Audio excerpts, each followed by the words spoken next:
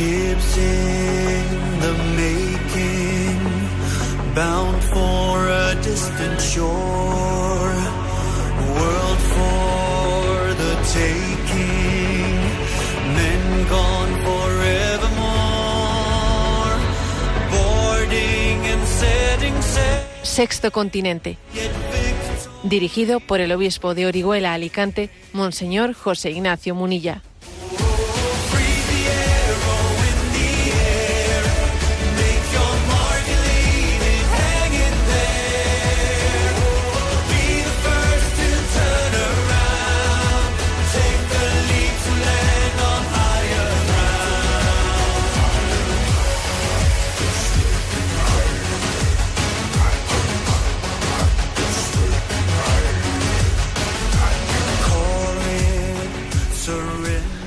Un cordial saludo a todos los oyentes de Radio María. Un día más, con la gracia del Señor, nos disponemos a realizar este programa radiofónico llamado Sexto Continente, que lunes y viernes de 8 a 9 de la mañana, una hora menos, en las Islas Canarias, realizamos aquí en directo en Radio María España.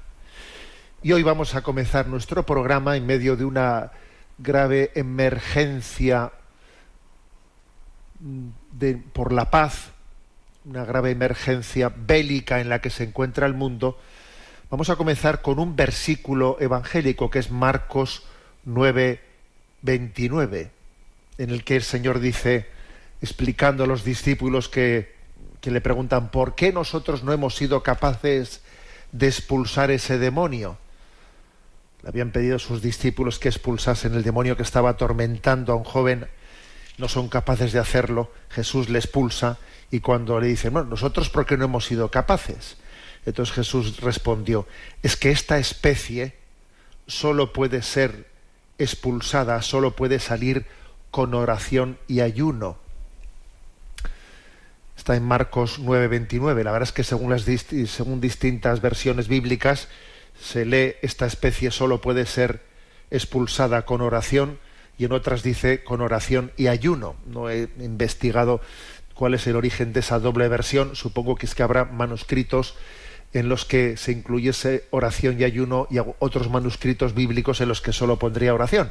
En cualquier caso, ¿no? Es obvio que en la tradición de la Iglesia incluimos esta especie, este demonio tan persistente que se llama la guerra, solo puede ser expulsado con oración y ayuno. ¿Por qué digo esto así en el arranque de este programa? 4 de octubre, bueno, pues porque el patriarca de Jerusalén, Monseñor Pier Battista Pizzaballa, del cual ya hemos hablado más de una ocasión en este programa, el patriarca de Jerusalén ha escrito una carta haciendo un llamamiento para que ante la situación de gravísima emergencia en la que se encuentra Medio Oriente, con un grave riesgo de que se extienda una guerra mundial, pues ha hecho un llamamiento para que el 7 de octubre, que es, como bien sabemos, ¿no?, la Virgen del Rosario, Reina del Rosario, pero además que fue el día en el que Hamás hizo ese ataque a Israel, pasando la frontera, matando a 1.200, 1.400 personas, secuestrando a 250, etcétera, y que supuso pues este episodio tan grave que estamos, el recrudecimiento de un enfrentamiento ya ancestral, ¿no?, ya de décadas, entre Israel y los palestinos, y claro, pues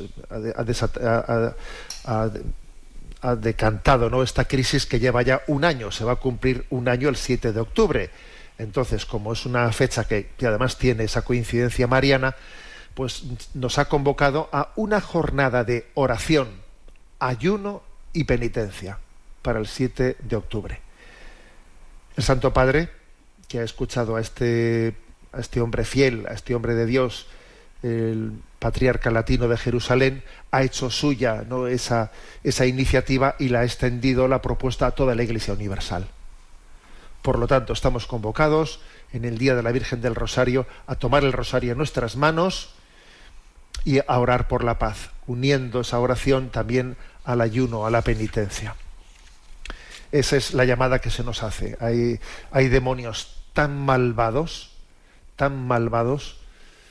como es el de la violencia, como es el de la guerra, ¿no? Que solamente pueden ser vencidos con las armas de Jesucristo, con las mismas armas que Jesús venció a Satanás en las tentaciones del desierto. Sexto Continente es un programa que tiene interacción con los que sois usuarios de redes sociales en Instagram y en Twitter a través de la cuenta @obispo Munilla, en Facebook a través de la página que lleva mi nombre personal de José Ignacio Munilla.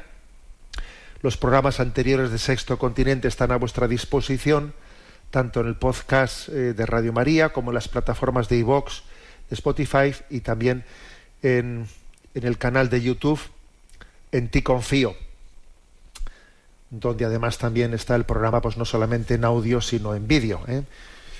También los programas anteriores los podéis seguir en la página web multimedia www.enticonfio.org. Bueno, vamos adelante en este programa y he comenzado dando esa noticia de esa convocatoria que se nos hace para que el día 7 de octubre nos unamos en oración, en ayuno, en penitencia, en la oración por la paz. Entonces, como el patriarca de Jerusalén ha escrito una breve carta haciendo esta convocatoria, pues la voy a leer y comentar. Y así tenemos el arranque de este programa. Queridos hermanos y hermanas, dice él, que el Señor os dé la paz. Estamos en el mes de octubre y con él la constatación que desde hace un año Tierra Santa, y no solo ella, se ha sumido en un torbellino de violencia y odio nunca antes visto ni experimentado. La intensidad y el impacto de las tragedias que hemos presenciado en los últimos 12 meses han herido profundamente nuestra conciencia y nuestro sentido de humanidad. La violencia que se ha cobrado y sigue cobrándose miles de víctimas inocentes también se ha infiltrado en el lenguaje y las acciones políticas y sociales. Subrayo esto, hago un pequeño alto en la lectura y subrayo esto que él dice, que esta violencia se ha infiltrado también en el lenguaje y en las acciones políticas, pues porque es tristísimo comprobar cómo pues a veces la dinámica de la violencia pues se asume políticamente, se asume, incluso se ataca a cualquier mediación internacional que quiera poner una reflexión, que quiera hacer una llamada a la paz. Pues, por ejemplo, pues la última declaración en la que Israel declara persona no grata al secretario de Naciones Unidas por haber hecho una petición del alto el fuego, y se le declara persona no grata y se le prohíbe entrar en Israel.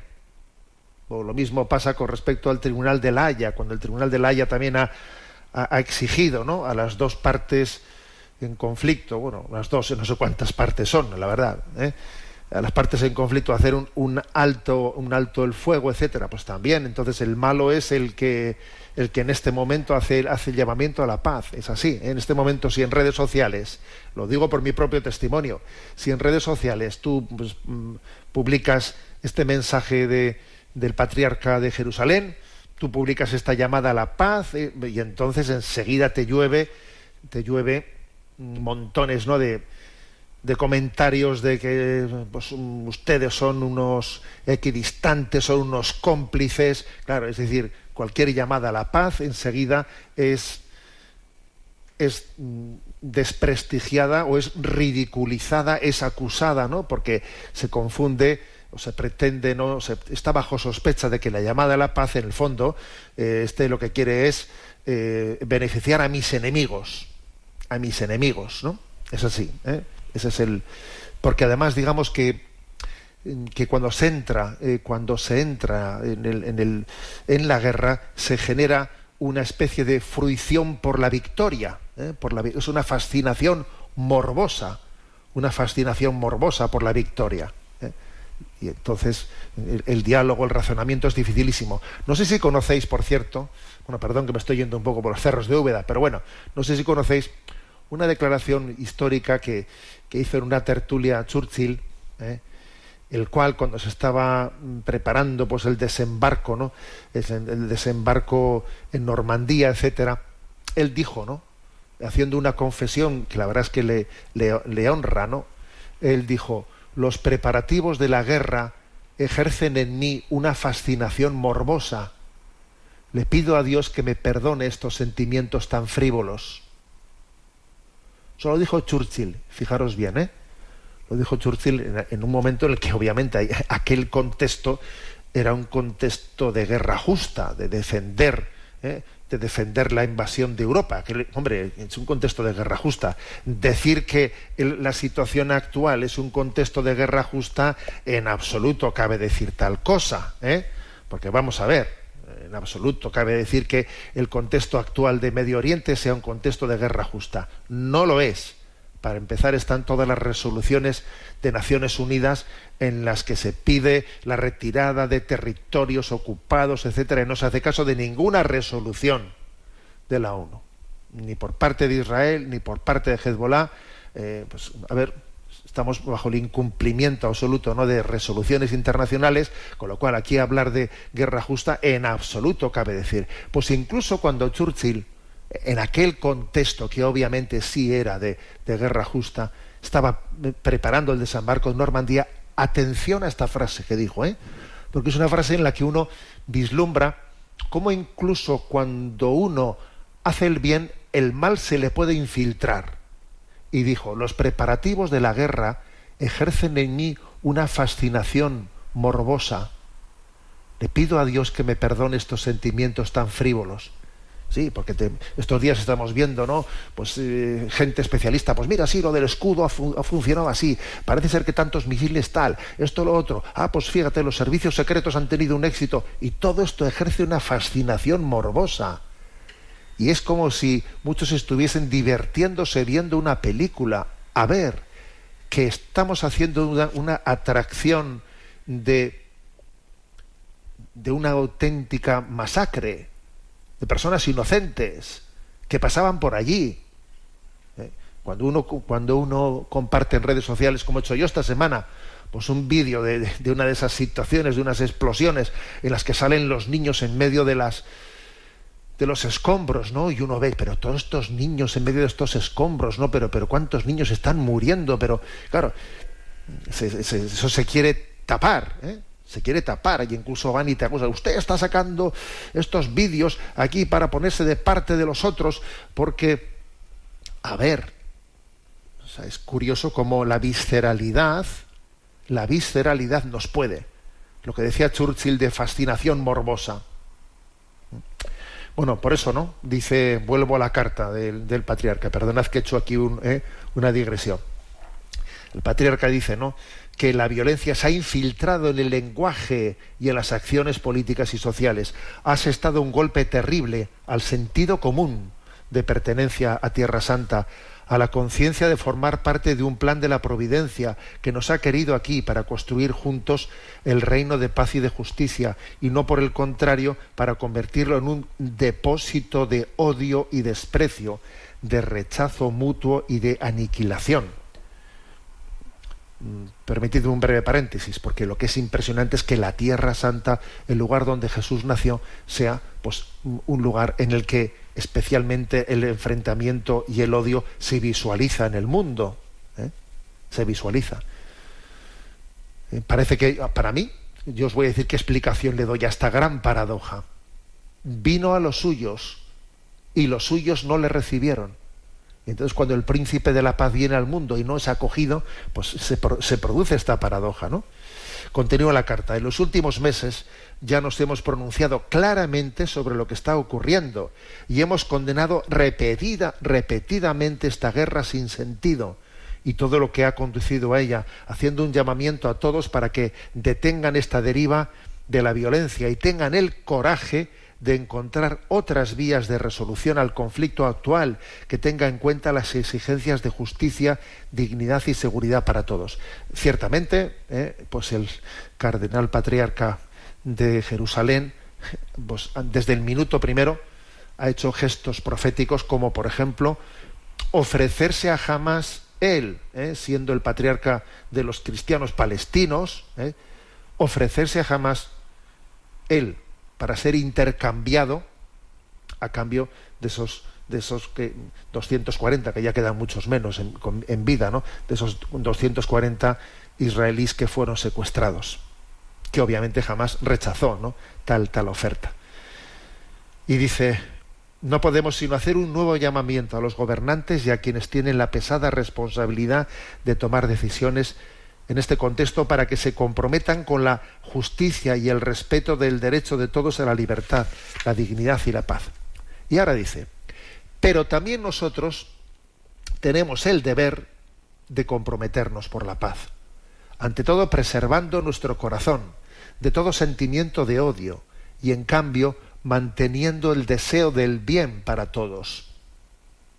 Al comprometernos cada uno en nuestro contexto comunitario y de forma que podamos, debemos ayudar a los necesitados, ayudar a los que trabajan para aliviar el sufrimiento de los afectados por esta guerra y promover cualquier acción por la paz, la reconciliación, el encuentro. O sea que, dice él aquí, vigila tu corazón y presérvalo de sentimientos de odio o de fruición, porque estos, fíjate, qué gol han metido, ¿no? Cuidado, vigila tu corazón de sentimientos de odio o de sentimientos de fruición.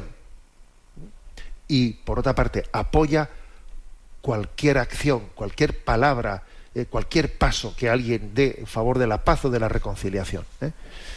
Y continúa diciendo: pero también debemos orar, presentando a Dios nuestro dolor y nuestro deseo de paz. Debemos convertirnos, hacer penitencia, pedir perdón. O sea, es decir, esta es nuestra visión de la realidad. La paz en Medio Oriente pasa por mi conversión. ¿Y esto cómo es eso? A ver, pues porque hay un misterio del cuerpo místico en el que si alguien ofrece su vida en entrega a Dios, en entrega, en conversión, en oblación de su vida, pues hay un misterio de la comunión del cuerpo místico en el que el bien de uno revierte en conjunto de los demás. Lo que yo puedo hacer hoy por la paz es mi conversión. Hacer penitencia, pedir perdón, convertirte, ¿no? Ya sé que mucha gente se ríe de esto. Vamos a ser claros. ¿Qué haces tú ahí haciendo oración y ayuno? ¿Qué haces tú ahí? Qué ridículo eres, ¿no? Bueno, muy bien. Tú piensas eso, yo creo en lo que Jesús me mostró en el Evangelio. Dice, no, ese famoso principio físico, dame un punto de apoyo y moveré el mundo, y ese punto de apoyo es Jesucristo, y esa palanca para mover el mundo es la oración y la penitencia. Por eso termina la carta diciendo: os invito a una jornada de oración, ayuno y penitencia el 7 de octubre, fecha que se ha convertido en símbolo de la tragedia que estamos viviendo. Obviamente se refiere a que es un símbolo porque el 7 de octubre es cuando tuvo lugar esa incursión de esta gente de Hamás pues en el puesto fronterizo junto a Gaza, ¿no? El mes de octubre es el mes mariano y el 7 de octubre es la memoria de la Reina del Rosario. Que cada uno de nosotros con su rosario encuentre el lugar, el momento para detenerse a rezar al Padre misericordioso y Padre de toda consolación. La verdad es que es una carta conmovedora que termina. Él ofrece esta oración, una breve oración que la voy a compartir. Señor Dios nuestro, Padre de nuestro Señor Jesucristo, Padre de toda la humanidad, que por la cruz de tu Hijo y por el don de su propia vida pagó un alto precio para destruir el muro de la enemistad y la hostilidad que separa a los pueblos y nos convierte a todos en enemigos. Envía a nuestros corazones el don del Espíritu Santo para que nos purifique de todo sentimiento de violencia, odio y venganza, que nos ilumine para comprender la dignidad irreductible de cualquier persona y nos inspire a trabajar por un mundo de paz y reconciliación, en la verdad y en la justicia, en el amor y en la libertad. Dios Todopoderoso y Eterno, las esperanzas de la humanidad y los derechos de todos los pueblos están en tus manos. Asiste con tu sabiduría a quienes nos gobiernan, para que con tu ayuda sean sensibles a los sufrimientos de los pobres y a los que sufren las consecuencias de la violencia y la guerra, que promuevan en nuestra región y en toda la tierra el bien común y la paz duradera. Virgen María, Madre de la Esperanza, obtén el don de la paz por la tierra santa que te vio nacer y para el mundo entero. Amén. Esta es la oración que nos hace el patriarca cardenal de Jerusalén, convocándonos a esa gran jornada que, como digo, el Santo Padre ha hecho suya y la ha dirigido al conjunto de todo el pueblo cristiano. Bien, vamos adelante en la andadura de este programa Sexto Continente. Y quiero también, dando un paso más, pues compartir una noticia que ha saltado a medios de comunicación justamente pues ayer, y es que una fundación Funcas, que pertenece a la obra social de CECA, que es una asociación de bancaria, pues ha dado nuevos datos, el estudio de Funcas que se hizo público ayer, nuevos datos sobre la natalidad en España. La verdad es que es tremendo. ¿Cuántas veces yo en este programa voy dando datos sobre la tendencia de la natalidad en España? ¿Cuántos años llevo haciéndolo? Y siempre en la misma dirección. Desciende la natalidad. Una vez más se nos da el dato de que en los datos que se hacen públicos del año anterior, del 2023, nuevamente se consigue un mínimo histórico desde que existen registros, ¿no?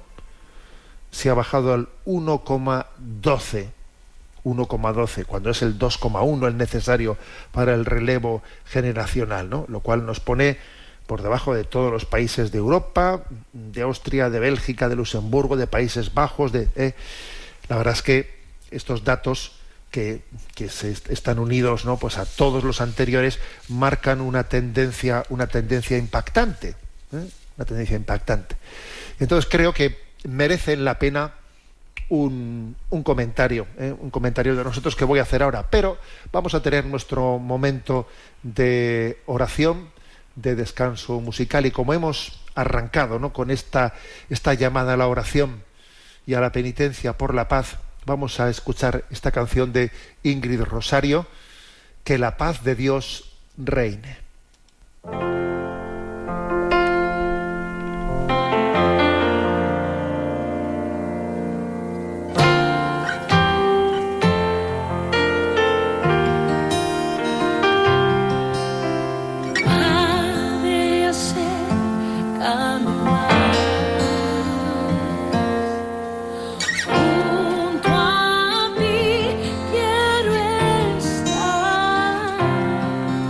Con tu ayuda corre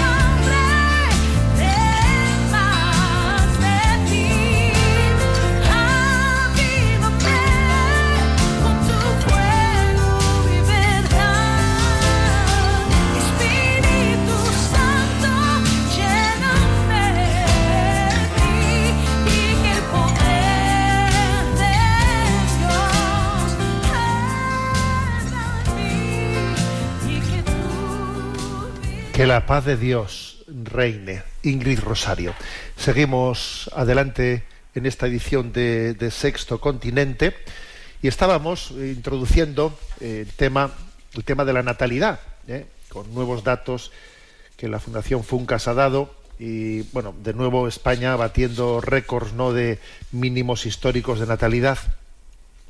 Entonces, pues no he podido por menos de caer, ¿no?, pues en la tentación, permitidme la expresión, de acercarme a un artículo que ayer publicaba Religión en Libertad y que me pareció fascinante, ¿no?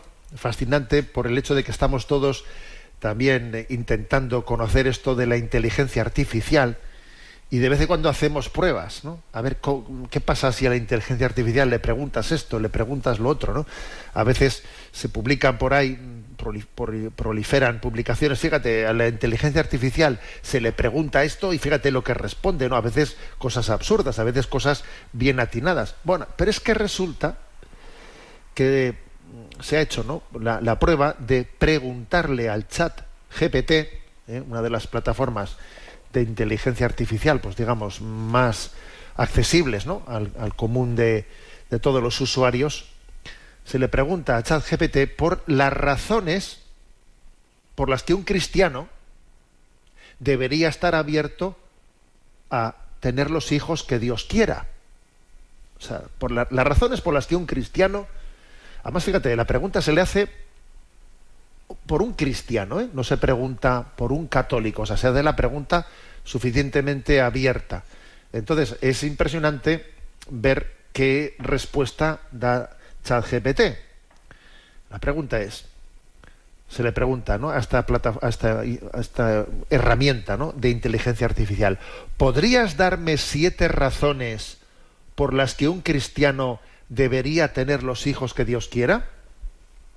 Entonces es impresionante ver la respuesta tan atinada que da esta plataforma, vamos, ¿no? Y también, por otra parte, os voy a decir que a mí me da esperanza. ¿Por qué? Porque obviamente la inteligencia artificial se alimenta de ir viendo en el conjunto de toda la red de lo que está en Internet, de lo que verdaderamente, o sea, de cuál es el contenido que se brota de toda esa información que está allí vertida, ¿no? Con lo cual, por lo menos, yo saco la siguiente conclusión: si el ChatGPT da esta respuesta, es por lo menos me da a mí la esperanza de que, a nivel de proclamar lo que Cristo dijo, ha quedado proclamado, porque si no, la inteligencia artificial no sería capaz de, a la hora de todo lo que existe en Internet, hacer un resumen, no sería capaz de hacer un resumen tan ajustado, ¿no?, a la revelación como es el que da, Entonces da la siguiente respuesta, señores. Os lo voy a leer. Primero punto: 7 razones por las que un cristiano debería tener los hijos que Dios quiera. Primero, por fidelidad a la voluntad de Dios. Y dice ChatGPT: los cristianos están llamados a vivir conforme a la voluntad de Dios en todos los aspectos de su vida, incluyendo la procreación. Tener los hijos que Dios quiera es una expresión de fidelidad y obediencia a su plan divino, reconociendo en él, en Dios, al autor de la vida. Y dice, como fundamento bíblico, veamos que Jeremías 29:11 dice: porque yo sé muy bien los planes que tengo para vosotros. Nos recuerda que su plan es siempre bueno, y confiar en él significa aceptar sus bendiciones, incluidas las que vienen a través de los hijos. Madre mía, esta es la primera respuesta que da el ChatGPT. La segunda razón, ¿no?, para acoger los hijos: por participación, porque participamos en la creación divina.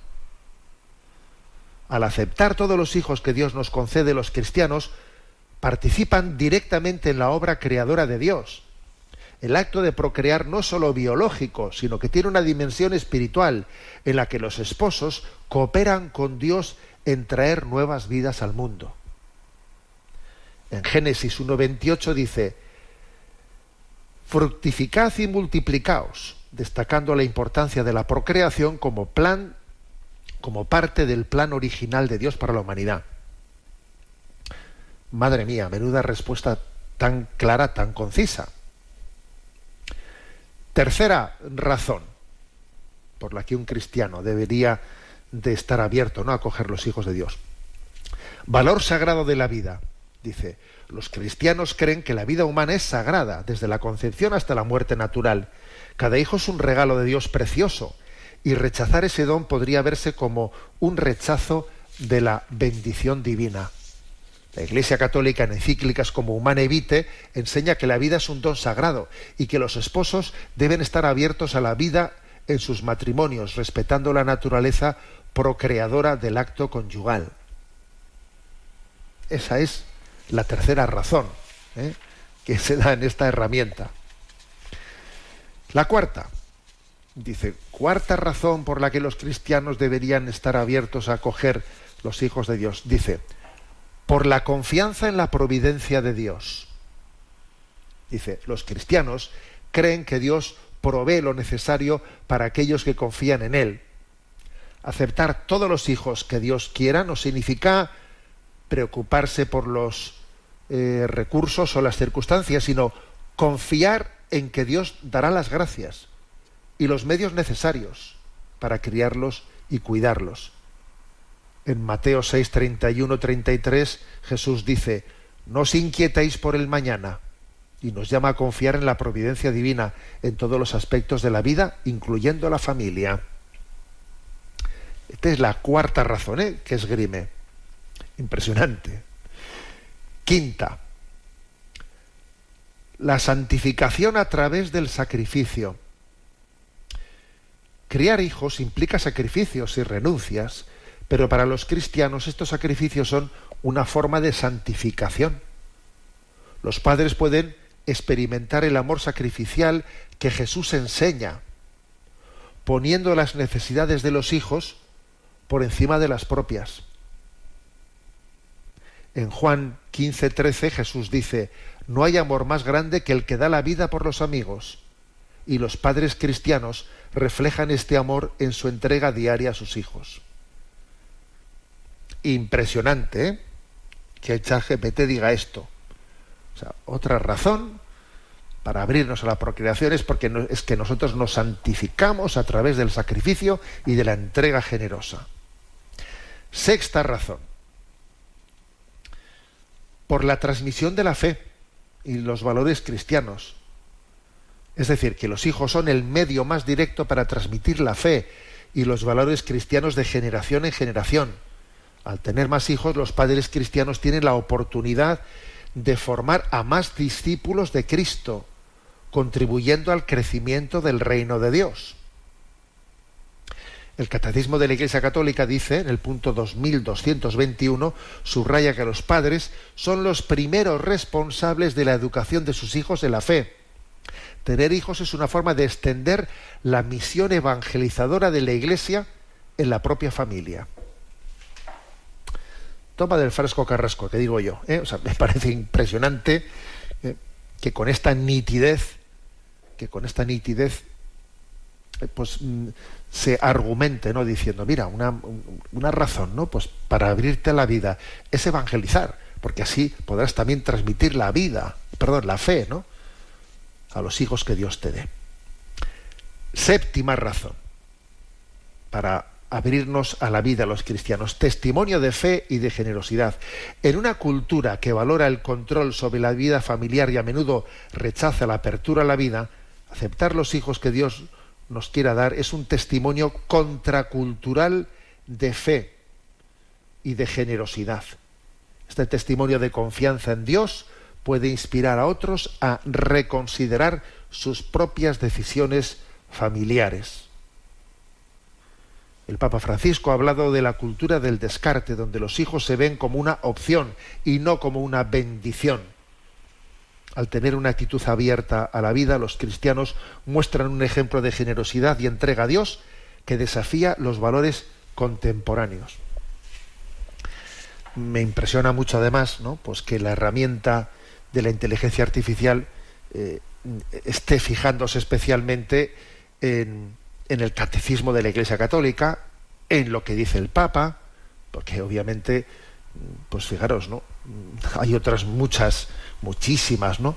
Pues confesiones protestantes, etcétera, etcétera. Pero es que, claro, es que la Iglesia Católica ha hecho una contribución muy grande a la reflexión del porqué, a la apertura de la vida. Entonces ahora, cuando una herramienta como esta hace, ¿no?, pues este trabajo de ofrecerte qué dice, ¿no?, el conjunto de Internet sobre cuáles son los valores que sustentan los cristianos, fijaros bien qué argumentos utiliza. Este último, tú tienes que dar también un testimonio de fe y de generosidad a los demás, ¿eh? Tu testimonio es un estímulo para que los demás también, ¿no?, se abran a Dios. Entonces, concluye, fijaros qué 7 razones, ¿eh? Primera, fidelidad a la voluntad de Dios. Segunda, participación en la creación divina. Tercera, valor sagrado de la vida. Cuarto, confianza en la providencia de Dios. Quinto, santificación a través del sacrificio. 6, transmisión de la fe y los valores cristianos. 7, testimonio de fe y de generosidad. Impresionante. Y concluye diciendo, conclusión, para un cristiano, tener los hijos que Dios quiera no solo es una cuestión personal, sino que es un acto de obediencia, de confianza y de amor. Es una respuesta al llamado divino de vivir en comunión con la voluntad de Dios, de contribuir a la creación y al crecimiento del reino de Dios y de dar testimonio de fe a través de una vida abierta a la vida y al sacrificio.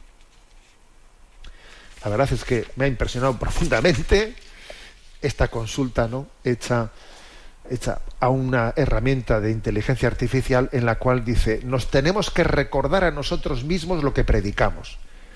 Esta ha sido mi conclusión.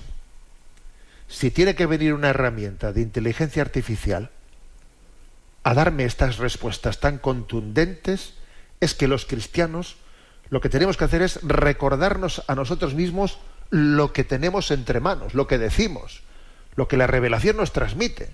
Y ahora tiene que venir, fíjate tú, una herramienta de inteligencia artificial a recordarte esto, cuando muchas veces hemos hecho un tabú de esta predicación, cuando nos callamos, porque es contracultural. Y dice la herramienta, claro que la apertura a la vida es contracultural, pero es lo que tú piensas, es tus principios cristianos, créetelo. Oye, que tenga que venir una máquina a decirnos, a recordarnos cuál es la revelación que Cristo vino a traernos, porque nosotros igual nos hemos avergonzado, porque nos vamos callando, porque dejamos este tema en silencio, porque no nos atrevemos a decirlo. Tiene su qué, ¿eh? Y también yo saco la siguiente conclusión. Dios se saca cartas debajo de la manga para sacarnos de las crisis en las que estamos, no veas tú. A veces igual nosotros no somos fieles a la predicación de un mensaje y ahora viene Dios, y nos saca el chat GPT para recordarnos, ¿no?, lo que nosotros mismos deberíamos de estar predicando. Vamos, como que se dice, ¿no? No tengo más preguntas, señoría, ¿eh? Vamos adelante en esta edición de Sexto Continente. Hay como bien sabéis, ¿no?, también tenemos nuestro momento de participación de los oyentes. Hay un correo electrónico habilitado que es sextocontinente@radiomaria.es. sextocontinente@radiomaria.es. A Mónica, que está en la emisora, le vamos a pedir que nos presente las preguntas que hemos seleccionado. Muy buenos días. Muy buenos días, vamos a ello. Vamos allá. Hace 2 años me quedé embarazada fuera del matrimonio con el que era mi pareja, pero me falló incontables veces durante el embarazo, llegando incluso a romper el compromiso que tenía conmigo. El Señor proveyó para mi hijo y para mí, gloria a Dios. No puedo expresar la gracia que ha derramado en nosotros. Pues bien, después de dar a luz, el Padre se ha volcado con nuestro hijo y desea que nos reconciliemos, esta vez en matrimonio ante Dios. No he conseguido volver a confiar en él y temo que me haga daño o intente romper el matrimonio en el futuro cuando no haya vuelta atrás. Nos hemos hecho daño y somos conscientes de varias diferencias que seguiremos manteniendo.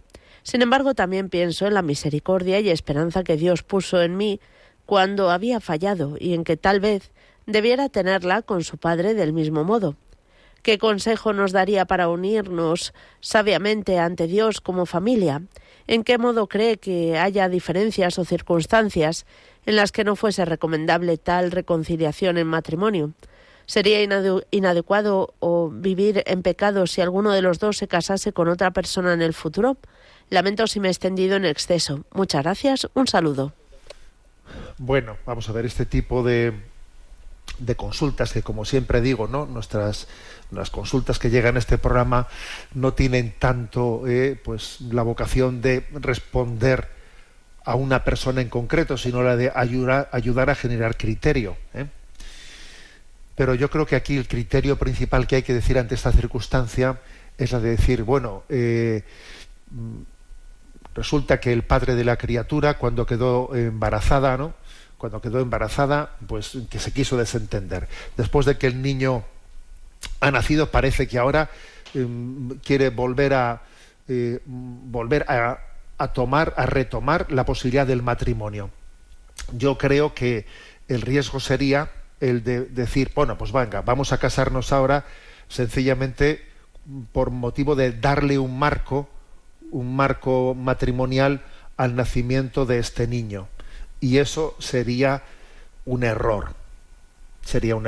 El que alguien dijese, mira, pues el niño, si ahora nos casamos, pues por lo menos tiene pues unos padres unidos en matrimonio. A ver, existe un riesgo muy grande que ese matrimonio esté poco discernido y que esté forzado por las circunstancias.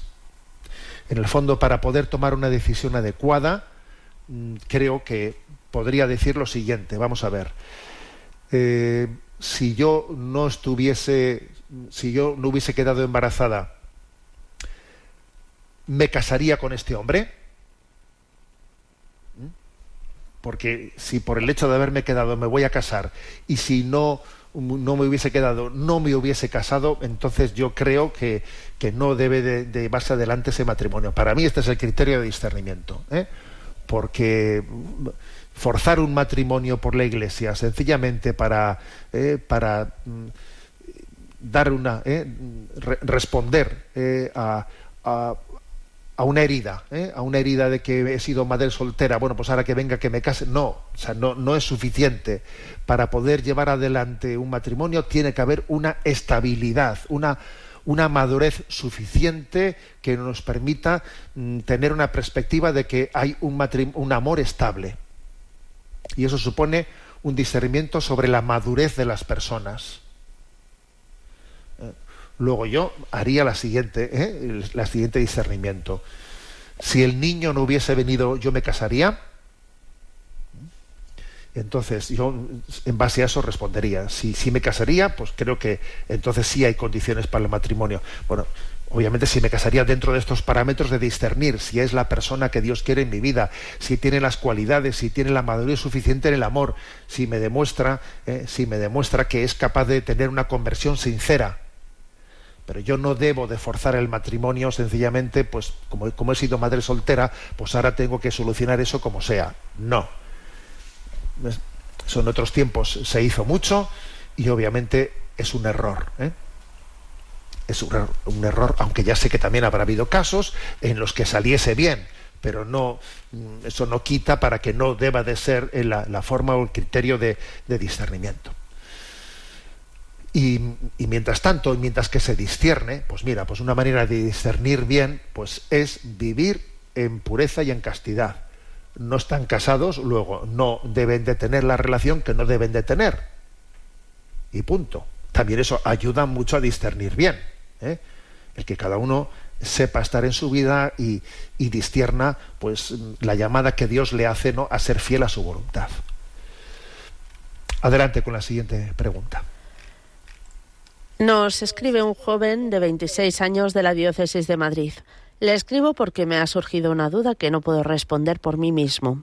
La situación es la siguiente. Tengo un primo, algo más mayor que yo, que el pasado lunes anunció que se iba a casar con su novia el año que viene.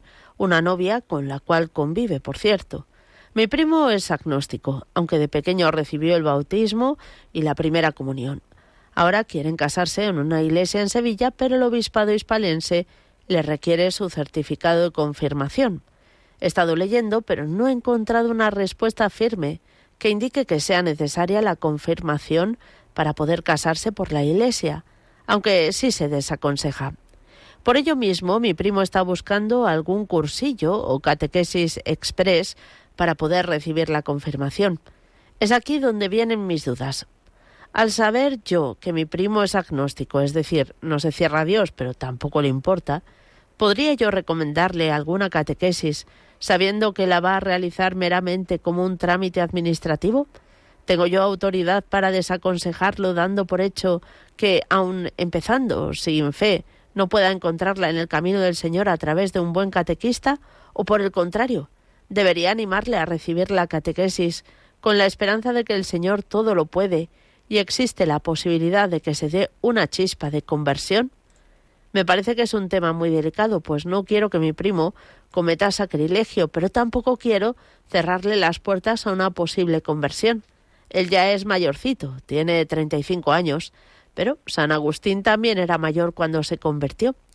En caso de quedar desaconsejada la catequesis, ¿existiría la posibilidad de celebrar un matrimonio mixto actuando él como no cristiano debido a su agnosticismo, a pesar de estar bautizado y haber recibido la comunión?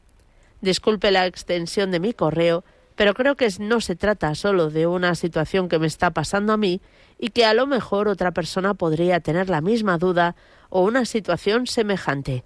Dios le bendiga atentamente.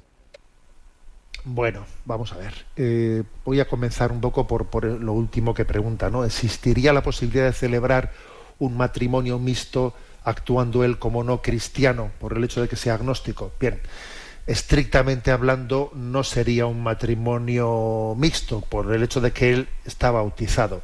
Pero aunque estrictamente hablando no fuese un matrimonio mixto, en la práctica, aunque no fuese bajo ese nombre, sí se podría hacer una celebración del sacramento en la que él dijese: yo reconozco que soy agnóstico y por lo tanto estoy aquí celebrando esta celebración por motivo de que mi novia sí es católica y yo, aunque no tenga fe, me comprometo a asumir las responsabilidades que conlleva el casarme con una católica por esto y por esto. O sea, eso sí sería posible, aunque que en la práctica es como un matrimonio mixto, aunque literalmente no lo sería, pues porque está bautizado, pero sí sería posible, que quizás incluso sería lo más honesto, pues es posible también, es posible. Ahora, como obviamente cuando uno se encuentra con una persona, también tiene que tener en cuenta que lo más probable es que no pueda resolverlo todo. Porque es tu primo, porque en un momento determinado tú hablas con él, tienes una conversación, pero claro, él tiene también otro montón de cosas en la cabeza, con lo cual es posible que lo más sensato es pensar de que yo voy a ver cómo le ayudo, que puedo aportar algo en la buena dirección, pero lo más probable es que no esté en mi mano reconducirlo todo, ¿no? Entonces yo, la verdad es que creo que a nivel práctico, yo lo que pensaría es, claro, pues él está con que si tengo que confirmarme, no tengo que confirmarme, ¿no?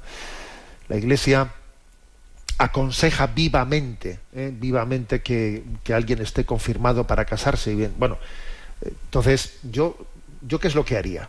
Yo lo que haría sería, pues, intentar invitarle a algún curso, algún retiro de conversión. O sea, típico retiro de cursillos de cristiandad, un retiro de Maús, un retiro de FETA, si todavía está en la edad. O sea, yo le intentaría invitar a un retiro de primera conversión. Creo que eso es, cuando falta así poco para casarse, cuando él ya tiene puestas fechas, etcétera, pues me parece que la apuesta más plausible, más...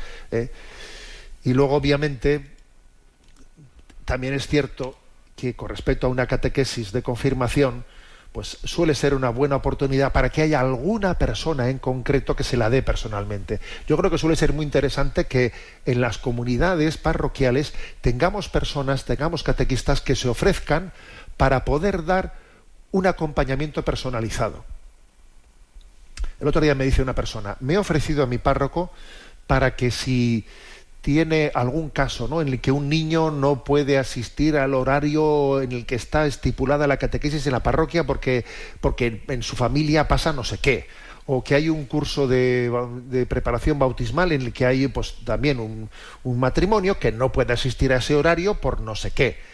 Me he ofrecido a mi párroco para que ese tipo de casos yo pueda ser un acompañante personal en el que me comprometa a los horarios en los que puedan ellos darles esa formación.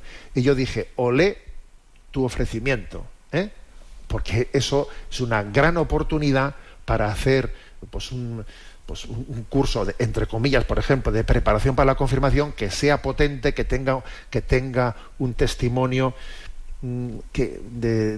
personal de transmisión de la fe, que puede ser un momento de gracia ante el paso que una persona va a dar. Y dicho esto, pues mira, que el Señor te ilumine en la relación con tu primo para ver cómo haces una componenda ante estos consejos que te he dado.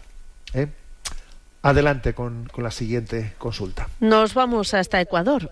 Querido y apreciado Monseñor Munilla, qué gran bendición me ha concedido el Señor al poder conocerlo personalmente, estrechar su mano, cruzar un par de palabras y hasta obtener una fotografía junto a usted en el Congreso Eucarístico realizado en mi país. Me emociona el contarlo, ya que lo sigo de cerca por medio de sus charlas, conferencias, homilías y de todos los temas en el programa Sexto Continente. Fue un momento especial el que lo viví en la charla que usted impartió sobre la pedagogía del corazón en la Capilla de la Virgen Dolorosa en la semana del Congreso. Gloria a Dios por todo lo vivido. Una gran alegría ha llegado a casa hace algunos meses por la primera comunión de mi hijo. Con mi esposa anhelábamos ese momento, ya que por nuestra situación irregular de matrimonio no podemos recibir la comunión sacramental. Sin embargo, siempre hacemos una comunión espiritual en cada misa. Ese instante de su primera comunión, cuando mi hijo regresó a la banca, nos hemos arrodillado junto a él y hemos sentido una corriente, un temblor que pasaba por nosotros. Fue un momento muy especial, indescriptible. Ahora, cada vez que él comulga, nos arrodillamos junto a él y hacemos nuestra comunión espiritual. Pero desde que él lo recibe sacramentalmente, las cosas son distintas. Hay mucha paz en el corazón. ¿Es posible pensar que por medio de la comunión de nuestro hijo, nosotros también, de alguna manera, nos unimos a Jesús Eucaristía? Bueno, la verdad es que el deseo, ¿no?, el buen deseo de este matrimonio, pues es obvio, es evidente, y sin duda que el Señor también se servirá de la primera comunión de ese niño para que esos padres también sientan la presencia de Jesucristo cerca de ellos. Pero también creo que hay que recibir ese momento de la comunión del niño como una llamada también a la conversión. Entonces también creo que hay que hacerse la pregunta, ¿y yo qué pasos podría dar para que también nosotros podamos comulgar? Que obviamente supondrá pasos de conversión, supondrá pasos de tomarse en serio la pregunta sobre cuáles son las dificultades que nos impiden, ¿no? Pues porque posiblemente hay problemas de divorcios, etcétera, en historias anteriores, y cuáles son las llamadas que el Señor nos puede hacer a la conversión. Quizás también la llamada que nos puede hacer a vivir como hermanos, como un primer paso y punto de partida para llevar el discernimiento hacia la solución de esas situaciones, ¿no?, que les impide recibir pues plenamente, ¿no?, pues los sacramentos. O sea, en definitiva, que sí, que la llegada de la comunión a su hijo en la comunión es un regalo del cual también ustedes, ¿no? Digo ustedes porque ya cuando estuve allí en Ecuador me acostumbré también a tratar de usted, ¿no?, que ustedes pues han recibido, ¿no?, en su familia, pero también creo que no deben de quedarse en ello. Esa bendición que han recibido por la primera comunión del niño es también una llamada a completar nuestro proceso de conversión. Y no hago sino darle gracias a Dios por aquel momento eclesial tan precioso que vivimos en el Congreso Eucarístico Internacional celebrado en Quito. Tenemos el tiempo cumplido. La bendición de Dios Todopoderoso, Padre, Hijo y Espíritu Santo descienda sobre vosotros. Alabado sea Jesucristo.